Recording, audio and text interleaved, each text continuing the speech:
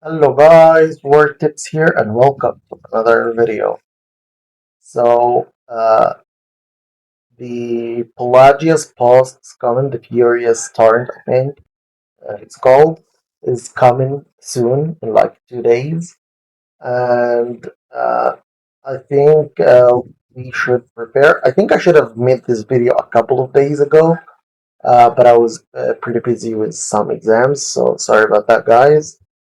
Uh, Yeah, but you need to prepare yourself for what is coming. Why exactly do we need to prepare? Well, first of all, the heroes that are going to be used in that boss are not heroes we normally use in other content.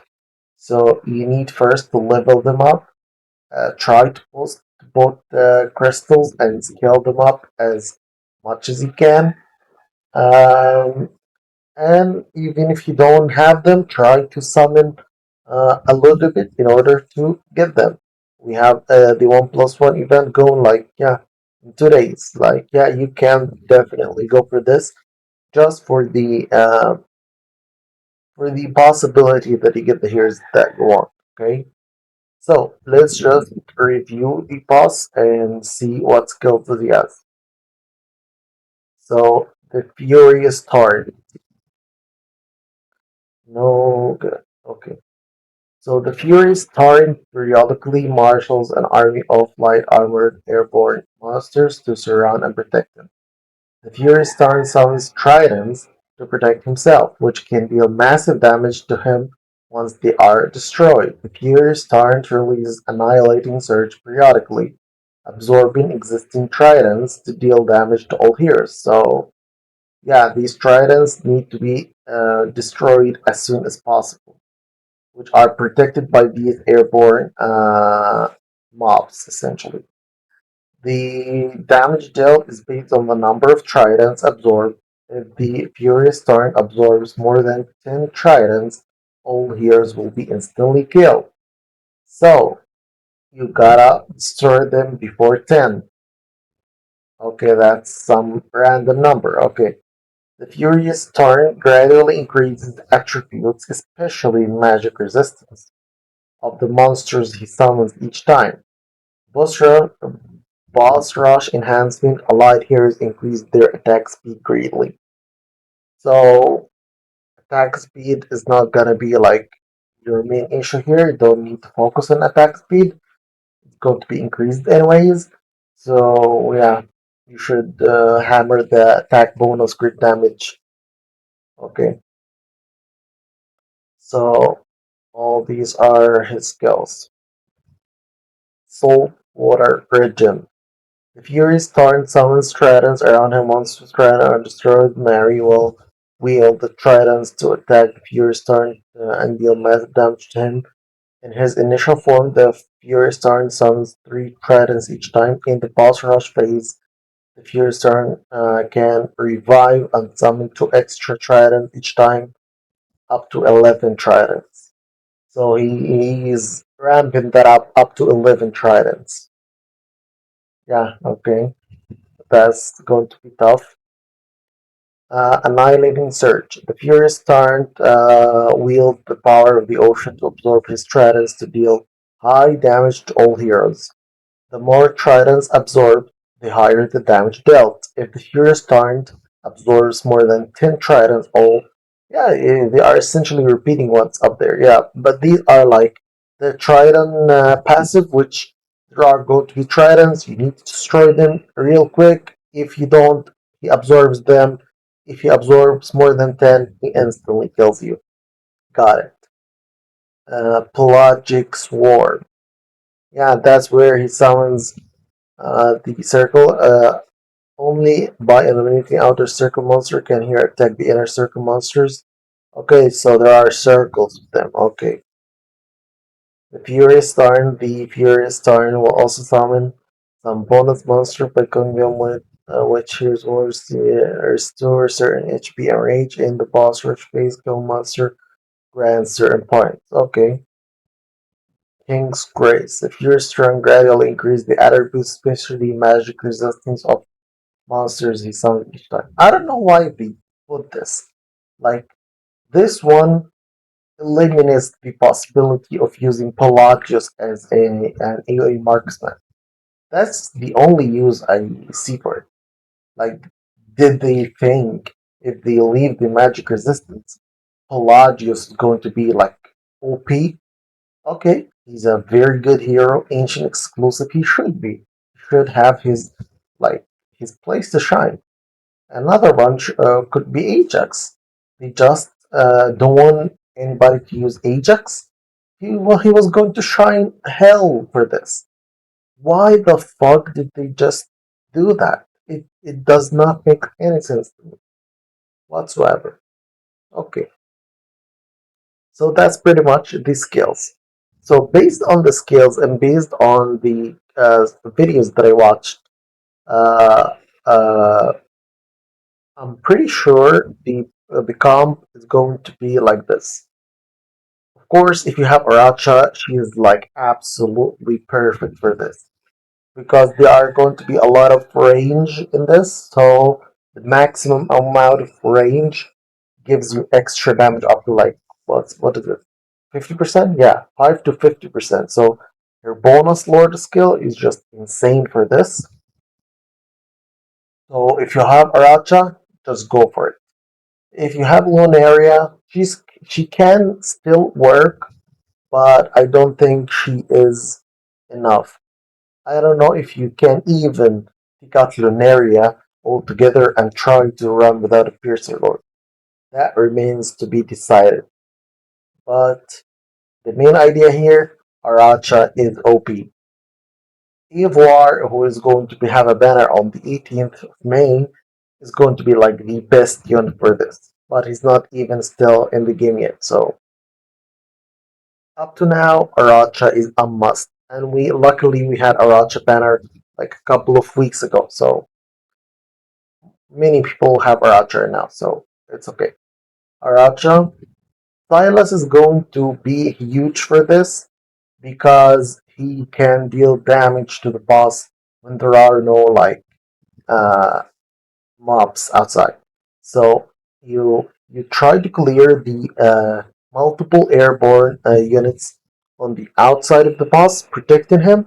Then you ult with Silas and trigger him to just instantly deal insane damage to the boss.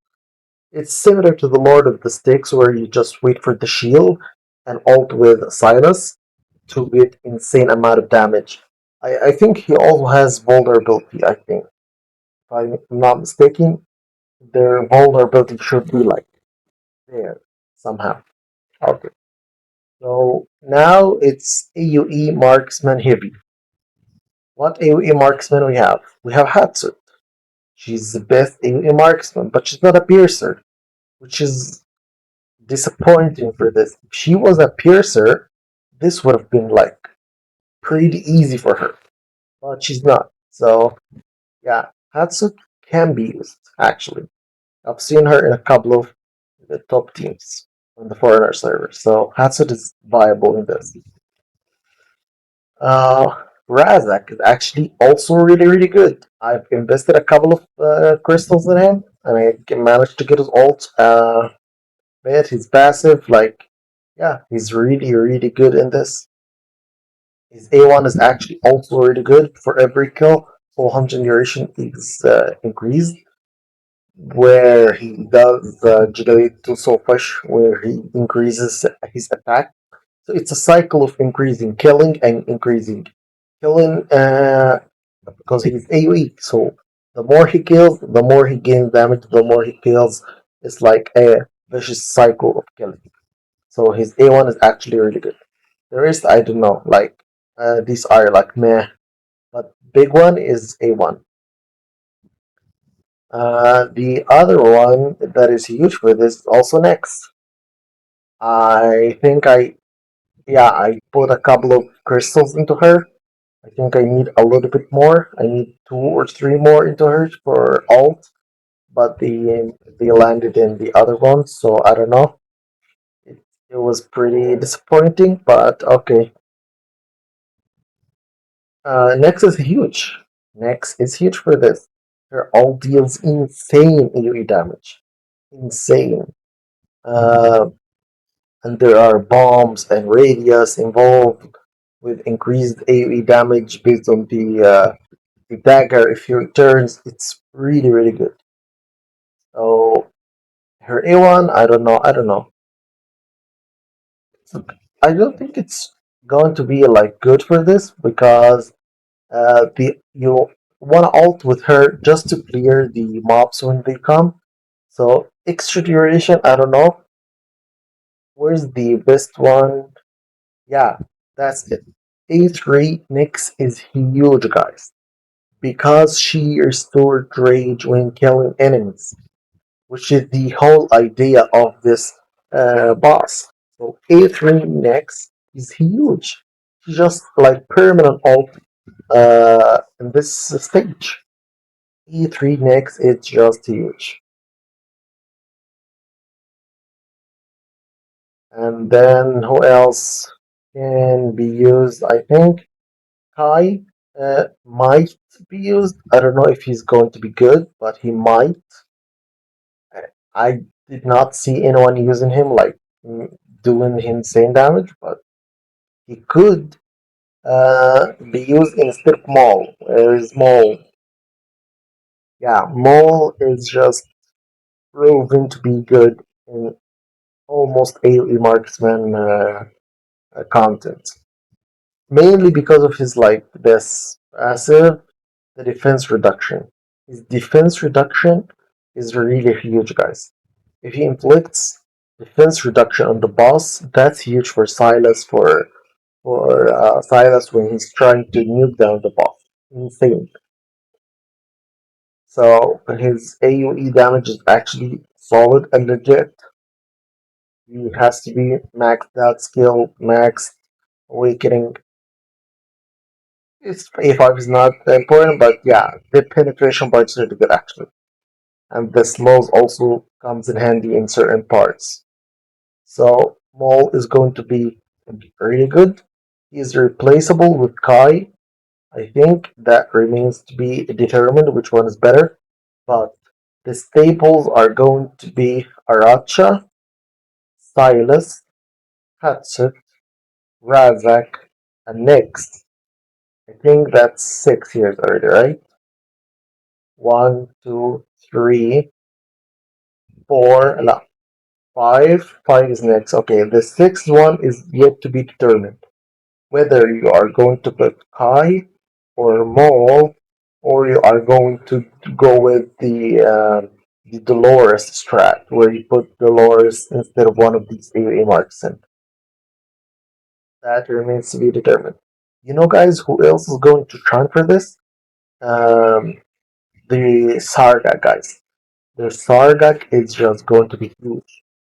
If you actually manage to put him with the what you call it, the artifact, which yeah, this one, the Ishore Chalice. I don't know. Okay, dealing damage restores 3% of your smack history. Why do you need this? Because um, Sargak is trying to kill himself. Essentially, he's completely depleting his HP.